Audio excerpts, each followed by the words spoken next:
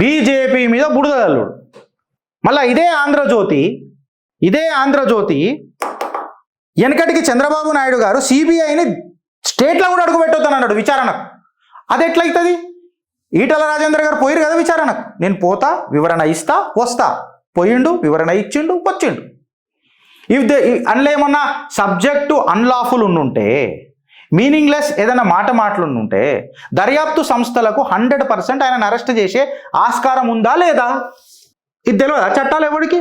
మొత్తం ఏదో ఈ సత్యహరిశ్చంద్ర మునిమన్మళ్ళీ పేపర్లు కార్యకర్తల మధ్యలో చిచ్చులు పెడుతున్నారు ఫ్రెండ్స్. నేను ఇది ఆనాటి నుంచి ఈనాటి వరకు అదే నా కొట్లాట. అరే గోడకు మచ్చబడ్డది ఇల్లు గల పెట్టుకోకుర్రి అని చెప్తున్నా.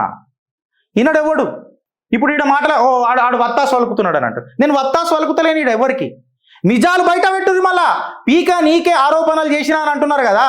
పవర్ పాయింట్ ప్రజెంటేషన్లు ఇలా పవర్ పాయింట్లు ఎందుకు మిస్ అవుతున్నాయి? రేవంత్ రెడ్డి సర్కార్ని అడుగుతున్నా. అసెంబ్లీలో పవర్ పాయింట్లు ఇచ్చిరు కదా. You could have proven that it the court of law.